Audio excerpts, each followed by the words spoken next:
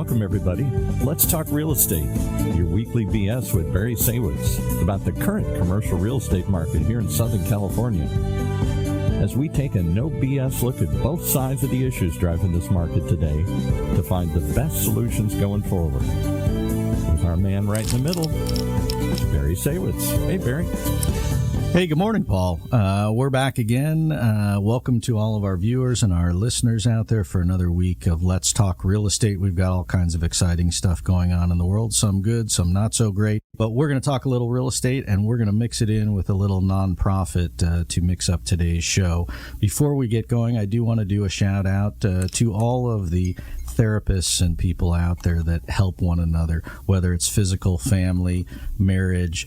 Every now and again, everybody needs a little boost and a little helping hand. So to all the people out there that perform those services, thank you for all you do. I want to welcome our guests to today's show, Mark Whitney and Nancy Weintraub from Easterseals of Southern California. Mark is the president and CEO of Easterseals Southern California. Nancy is the chief advancement officer, and we're going to find out what that actually means. Guys, welcome to the show. Thanks for coming on. Thank you, Barry. We are so excited to be here and just appreciate your involvement through the years with Easterseals and just excited to be part of the show today. Yeah, so I thought what we'd do, I know that Easterseals is involved in real estate as well as providing services and therapies and nonprofit and all that, so I want to touch on a bunch of different things. But what I want to start with is maybe, Nancy, we'll start with you, just in terms of your background and how you got involved with Easterseals, and you can give us the description of Chief Advancement Officer. To me, it means you're going to give everybody a raise, but I bet it's something other than that.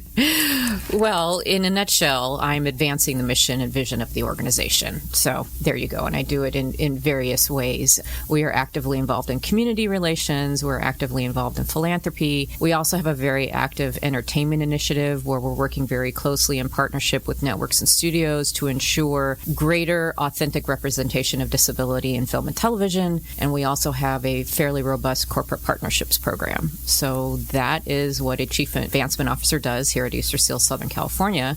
My background, I actually have 30 years of experience in nonprofit management in healthcare and higher education.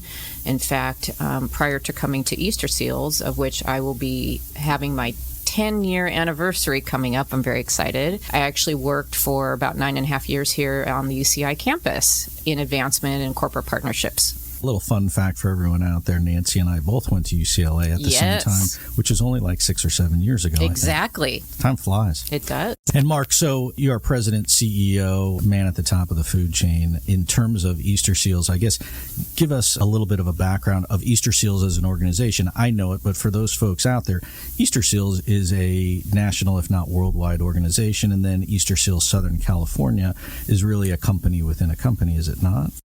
Yeah, that's a good way to think about it. Yeah, Easterseals is this enormous national organization, but our business is in the local community. So it's really hands-on services, boots on the ground, if you will, in terms of providing services to meet the needs of local children and adults with disabilities. And the majority of your funding comes from where? Well, it's really a combination, both the philanthropy side, but also government funding as well as health insurance funding. You know, we're the largest disability organization in Southern California. We provide more services, more therapy for kids with autism than any organization in California. Oh, interesting. And so just in terms of the scope, I know you guys have an extensive network of therapists and children and young adults that you provide services to. A ballpark of how many people are getting services at the moment? Right now we're serving close to 14,000 individuals. While we're doing this radio show, Easterseals is in local communities throughout Southern California providing that hands-on services. And those services are in the form of speech therapy, occupational therapy, whatever it takes, right? Yeah, we have 5 mission-critical service areas. You know, autism therapy, which is our largest. We also provide child development services, Head Start, Early Head Start. We have adult day services, including seniors. We provide employment, including services for veterans, as well as our Living Options program, which is helping individuals live in the community in residential homes. And those services get provided either in-home or at your facilities. So people are driving all over. I mean, with COVID, it makes it a little more challenging, I suppose, but people are going wherever they need to go to be able to provide these services. Yeah, so the services are in the community, and that's where real estate comes into this. And so, some of your listeners may be wondering, what in the world is Easterseals doing on Barry Saywitz's show about real estate? But it really is about real estate. I mean, owning real estate has been a key strategy for Easterseals in terms of our growth in services and the sustainability of those services. Because your funding comes from whether it's grants or public sources and private entities and corporations, the fact of the matter is, in order to be able to continue to grow, you would grow by expanding your facilities. But the options from a real estate perspective is either you go out and you become a tenant and you rent a facility, whether it's a home on the residential side to provide services, or you rent an office building to provide services and have office space. And then you're not in control of your own destiny because you're a tenant. And so the interesting spin from a real estate perspective is that you have taken the path of really trying to control your own destiny and being the landlord and controlling the real estate. Nancy, has that not been the part of the overall business plan of the organization? That's absolutely true. When you look at rising lease rates and things like that, but it's also from a tenant perspective.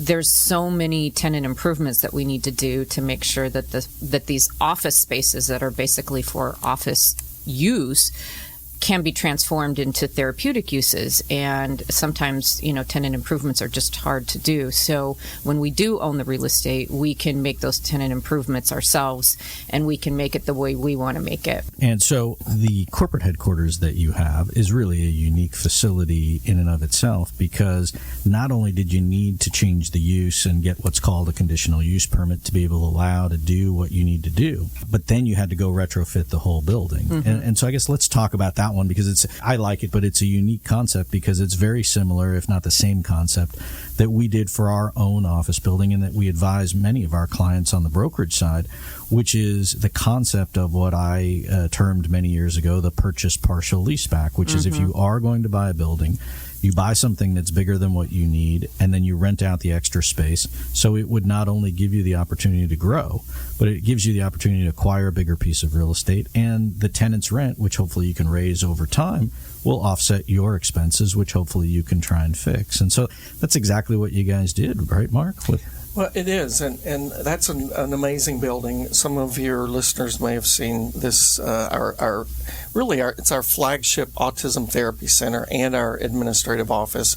It's right on the 55 freeway between MacArthur and Dyer, and it really is an amazing place that has worked out so well for our families, for our staff, and then also from an economic standpoint. The tenant pays the cost of us being in the building. So we're in the building free of charge. Yeah, which is phenomenal and gives you the ability in the future, I suppose, if you wanted or needed the additional space, you could grow into it and expand. Yeah, and that's really important when you think about expansion and growing and meeting the needs in the community. So controlling that real estate is so important, both, as you've mentioned, from managing costs, but also for just, controlling and managing the service and the quality of service being more in our control when we own the property. Yeah, and I think that applies whether it's an office building, industrial building. We've done it for churches and synagogues as well, who, if you can't bite off that big of an apple, this gives you the ability and a way to be able to do that. And the facility itself is really now a specialized use because you've gone back and added in treatment centers and play stations and office space and a control center to be able to really run the crux of the operations of the organization and at the same time be able to provide services in the same building as well. And so for those of you out there, if you drive up and down the 55 freeway at, I'm going to call it Dyer, just around there, you look for the sign on the freeway, and that's them. Now, in addition to the corporate headquarters, though, you have other ancillary facilities. Nancy, talk about this newest one that you guys have just opened, which is exciting in the sense that it, again, is a retrofit of an existing older building, sort of repurposing, if you will, to highest and best use. And it's the Pyatt Center in Santa Ana on 17th Street. That's That's correct. So this was a really kind of special experience for all of us. The Santa Ana building itself started out, it was actually the first building purchase we made as an organization about 12 years ago, and it was our corporate headquarters building. We quickly outgrew it. So to be able to create the new building that we're in that you were describing earlier, we moved out of our Santa Ana facility, and we just had such an attachment to that building that the board overwhelmingly approved the transformation of that pure office space into a new adult day center. And so with the generosity of Molly Pyatt and her husband David, who was board chair at the time, they made a tremendous generous gift to be able to not only retrofit and transform this facility, but they paid off the mortgage as well. So that, again, means 100% of all of the revenue we bring in goes directly to our participants. So at an adult day center, we have, multiple opportunities for individuals to learn life skills. We have rolling gardens where our participants garden, and then they go into our beautiful kitchen and cafe where they learn how to cook and they learn about healthy nutrition. And we have activity rooms. We have space for fitness and arts and crafts, and it's just a beautiful, well-designed space that takes into account a person-centered approach to our services. And this facility, and I've seen it, is state-of-the-art. It is all current codes brought up to speed, and I mean, I know what it looked like before, and so certainly a well-deserved facelift and improvement, but also very centrally located in the county, and just a good piece of real estate to own at the end of the day. And then now you have folks from all over the place that come to the facility to learn life skills, to spend the day, to try and meet other people, integrate. And then you have a partnership also with the Regional Center of Orange County as well, which is very close by there also. Right down the street. They are our primary funder for this program. And so they're referring folks, really young adults all the way to seniors, to come that have all different types of disabilities, autism, you name it, and be able to further whatever it is that they're doing and challenge themselves at the same time. Yeah, we love that building, and certainly individuals like yourself and board members and others who were familiar with the office before.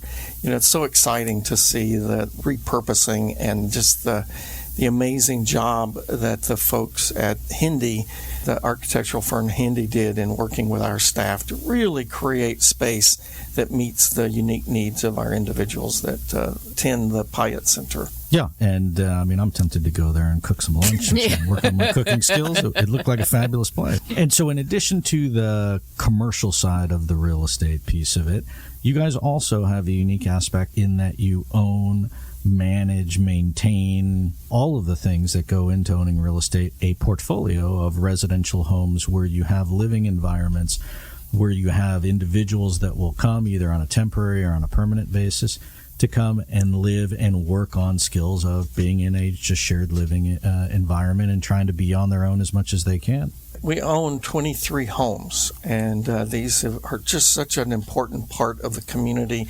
It allowed us to move people that had been living in the state developmental centers, individuals who really lived most of their lives sharing a bedroom, with 15 other people, really being able to live in the community in a home, have their own bedroom, and for some it's the first time they've slept in a full-size bed or sat down for a Thanksgiving dinner. It's not an enormous program for Easterseals, but talk about life-changing for those individuals that have an opportunity to live in the community really for the first time. Yeah, for sure. And the change from basically being not on your own and not having your own space to having a kitchen, having a yard, having roommates and really trying to function on your own is a huge thing. But you guys manage that. You guys have staff that takes care of the maintenance and all that because you're the owner, you're the landlord, right? We're the landlord, and just as important, if not more important, we provide the services in those homes. So these are individuals with sometimes significant challenges, sometimes medically fragile. For some of our homes, we're providing nursing support as well as as support for individuals to live their daily lives. Yeah, and as someone who owns a portfolio of apartment buildings, we get approached all the time by various different uses other than just someone who wants to rent a place, and whether it's providing ancillary services or business services or outpatient or what have you.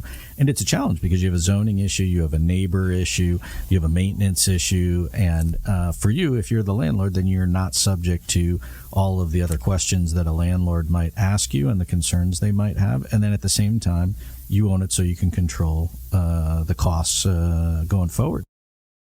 And you've also done a unique thing in that instead of trying to sort of mortgage these to the hilt, you've really gone the opposite way as far as putting shorter-term mortgages on it in an effort to accelerate paying off the debt to get to a debt-free kind of a place.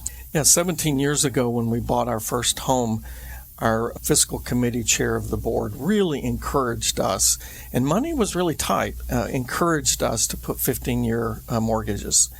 And so that's what we did. 2 years ago, when we paid off our first house, that was really quite a happy day for Easterseals, and really just the economics of that program, because often the rates provided by the state to provide those services, those rates don't go up.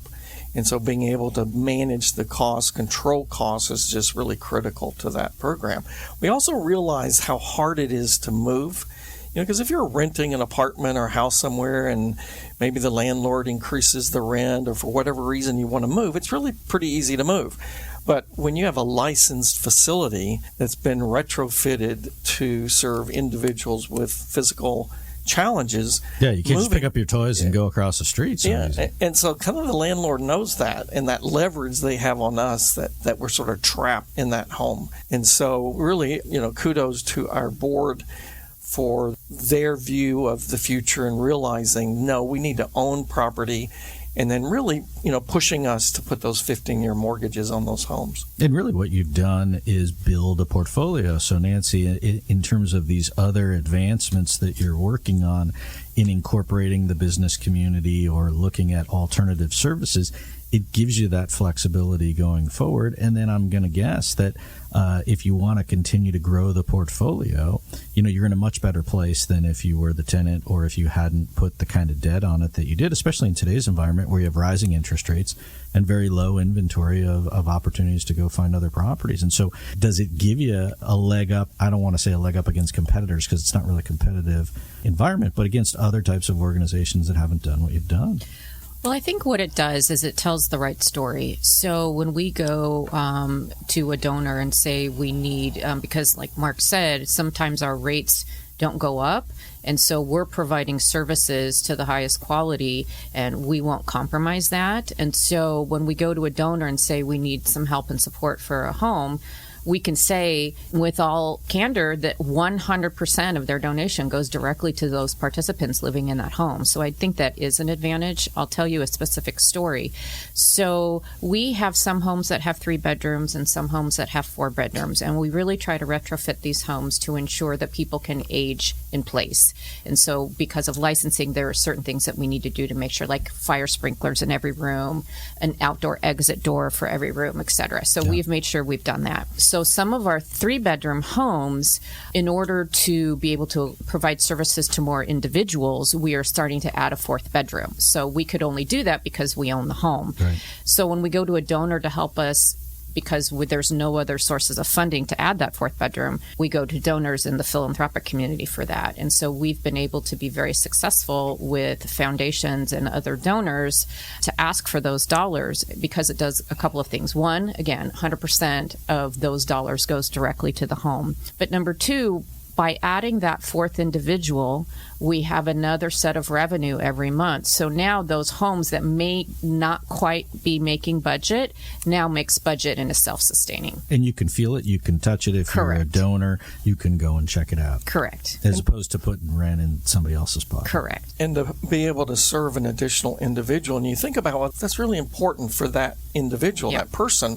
But think about 5 years from now, 10 years from now, 50 years from now. Will be serving individuals in those homes. So there is a perpetuity nature of this that's very exciting, I think, to us as leaders, but also to donors, that when they support Easterseals in our services and our residential program and really other services as well. And we establish a facility, a therapy or home that will be providing services to individuals for forever. Yeah.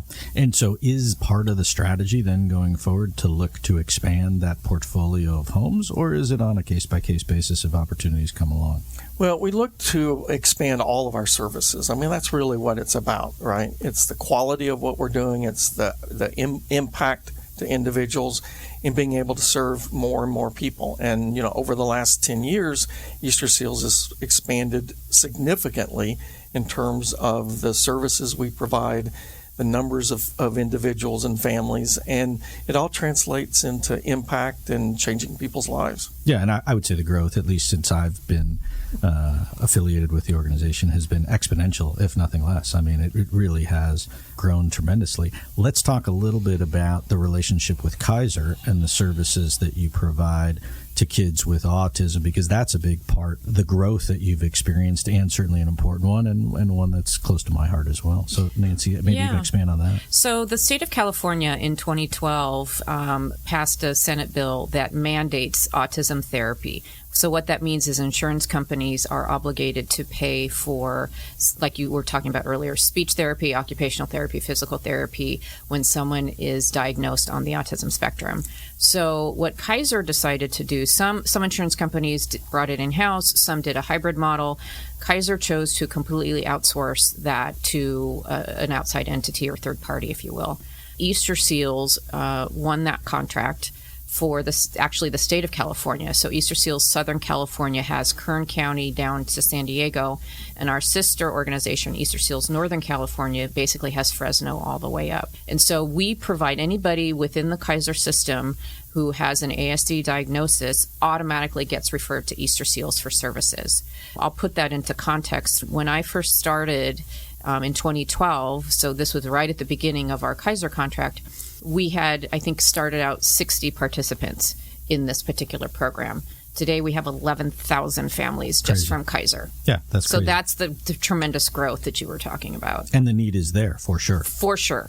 We thought probably after year 3 that some of the referrals would maybe top off a little bit. We're still getting upwards of 100 new referrals a month. Yeah, and I mean, autism and the spectrum we know is not going anywhere. There's no cure for it, and there's a variety of different diagnoses and different needs, and so it's not like there's a pill you can take or a prescription you can write. It's really a customized set of therapies and approach to try and deal with whatever the challenges are.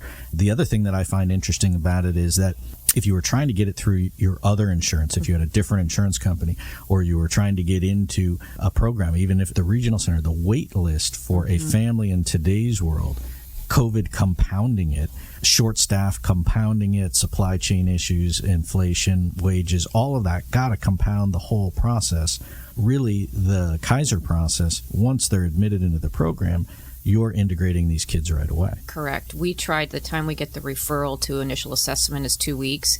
And then once the treatment plan is approved by Kaiser, they start services right away. Yeah. So, I mean, to me, the word of the day is if your child has autism or you think they do, you might want to think about switching to Kaiser, because you're going to get better help, quicker help, more comprehensive help. And it's not like you're just getting pawned off to a bunch of doctors. You're getting pawned off to an organization that really knows what they're doing and can help integrate it quickly. I mean, that's my take on it.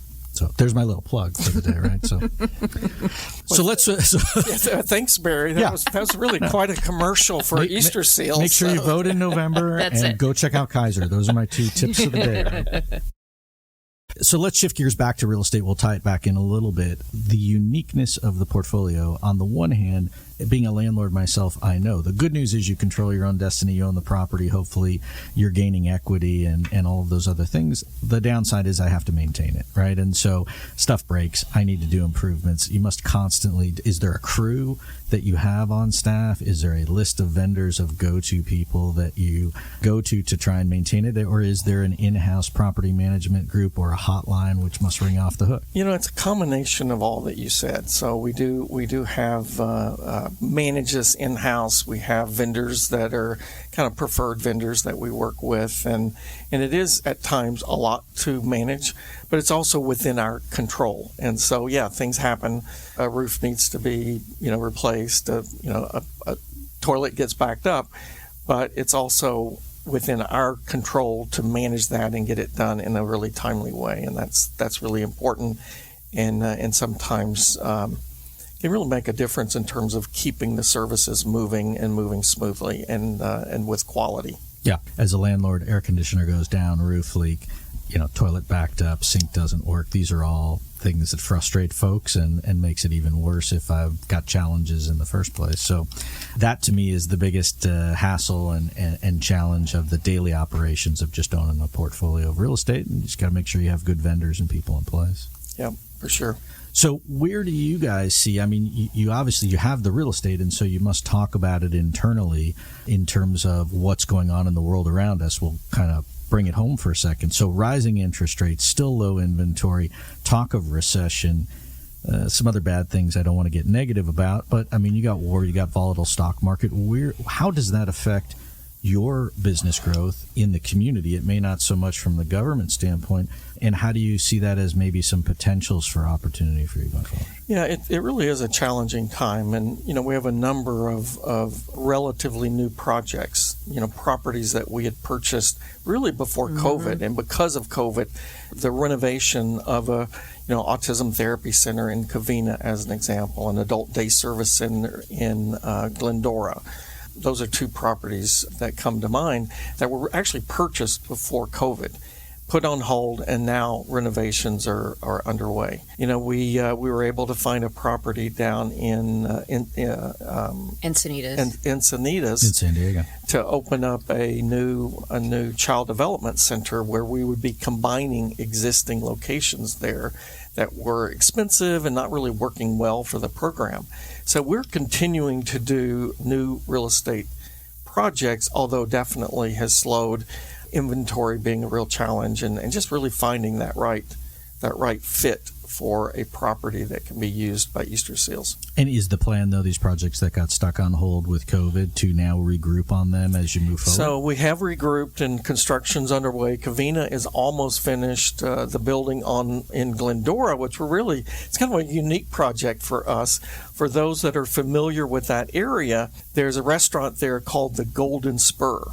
And anyone that's familiar with that area, they kind of light up because they have their own stories about eating and different experiences at the Golden Spur. Well, Easterseals bought that building about 3 years ago, and we call it the Route 66 building. And we're opening a state-of-the-art adult day service center similar to the Pyatt Center in Santa Ana. That's been interesting, and the challenges once we had done demolition. What you discover in a 100-year-old building is what's been hidden in the walls. You don't want to know. So we are continuing to move forward on some pretty exciting projects. And do you find when you go to the cities that they are receptive to the concept of what you want to do, or is it really on a case-by-case basis? Some cities great to work with, some not so much. Yeah, some not so much, but by and large, we found great support from most of the cities that we work with. I mean, the building in Glendora on Route 66, the city's request was, what were we going to do with that iconic neon Golden Spur sign? And if we were not going to, repurpose and use it, they wanted it, donated to the city. And so we did find a way to incorporate that into the front plaza area of that center. So you do end up with some interesting discussions, and sometimes the city has their own vision of what they want it to look like, right? Yeah. Right. But it's also interesting because we've had other guests on the show too, and we've had politicians, especially because it's an election year, talk about highest and best use of property, talk about homelessness as an issue throughout the state, and talk about individual cities or counties as a whole looking at creating housing opportunities for homeless people, for people with disabilities, for underprivileged people. And so, I mean, to me, the concept of this makes perfect sense. I mean, if you could do it in more cities and provide more of it, there's certainly a need everywhere for all the different services that you guys provide. Yeah, it's really a win-win that we're aimed at, for the city, the community, our neighbors, for Easterseals as an organization, and most importantly for individuals with disabilities and their families. And having a location where people can get to it, where it's accessible, especially here in Southern California where the traffic stinks. You want to try and find something close to your home that you can get to with either a bus or short car ride one way or the other. Yeah, Easterseals, Southern California, we have 73 different properties, 73 throughout Southern California, as far south as El Centro, all the way up to Ventura and Oxnard. Of the 73 properties, Easterseals owns 34 of those, including the 23 homes. And then we lease another 39 different properties. And again, that's child development centers, autism therapy centers, adult day service centers, residential homes. It's really your own network of facilities. I mean, no different than the concept of a smaller version of a Hogue or a Chalk or something like that. I mean, it really is, and specific to the community and providing services for disabilities. We just have a quick minute left. I guess I want to get both your guys' take just in terms of where you see the economy going and where you see Easterseals going relative to the economy in the next 12 months, and how that affects you guys. Well, I think we are thankful that we're in the state of California. The state of California and its blueprint is really supportive of the disability community. And so as the state of California continues to articulate the goals and objectives for the disability community, we're seeing things like social determinants of health coming down the pipeline, giving individuals more freedom and more choice in how they access their services and utilize their benefits. And so from our perspective, we are just looking to see how new gaps in services, if you will, or new opportunities for service come about through RFPs from the regional center and others that we can then respond to continue to provide these services for individuals with disabilities. And it seems like from the state level, regardless of November being an election, it's not really going to change much in terms of their MO. I feel like the state is behind continuing to provide these services as much as they can, budgetary constraints, considering. But yes, the state has always been very supportive of the disability community. The one thing, though, that we have been working on is a couple of years ago, the state passed an 8% increase in our rates, and we're really working hard to try and ensure that becomes permanent, because that rate increase is so critical to the continued growth of our services. We're very fortunate to be in California, both from the standpoint of the state supporting disability services, but also the community. Businesses and individuals that really care about each other and care about individuals with disabilities. And so, it's so fortunate to live and work where we do, and to really benefit from the support of the local communities throughout Southern California. Yeah, no question. And so from a hiring standpoint, since you are experiencing all kinds of growth, are you guys actively hiring? And we're trying. If you're out there and you're a therapist or you want to work for a growing organization, where can people find you? What's the website, or what's the best number? It's Easterseals.com/Southern Cal, and there's a careers button, and please go check it out. We have many open positions right now. Yeah, so you don't have to be a therapist. You could be anything. Certainly be doing something good for other folks and helping Easterseals along. We're out of time. We could probably talk all day about different stuff, but I really do appreciate you guys coming on the show, sharing information about the organization and the services you provide, and wish you both personally and the organization as a whole continued success, and just super happy about the growth that you've had in the past and looking forward to what the future brings. So thanks for coming on. Yeah, thank you, Barry. Thank you for your continued support. Yeah. So I'm Barry Saywitz, president of the Saywitz Company and managing partner of Barry Saywitz Properties. And if it's Tuesday, it's probably time for Let's Talk Real Estate. So we will see you here next week. We have more exciting things to talk about. A big thank you to Paul and the whole crew here at OC Talk Radio, Sophia, our producer, all of our listeners and viewers tuning in. We'll see you next week on more Let's Talk Real Estate.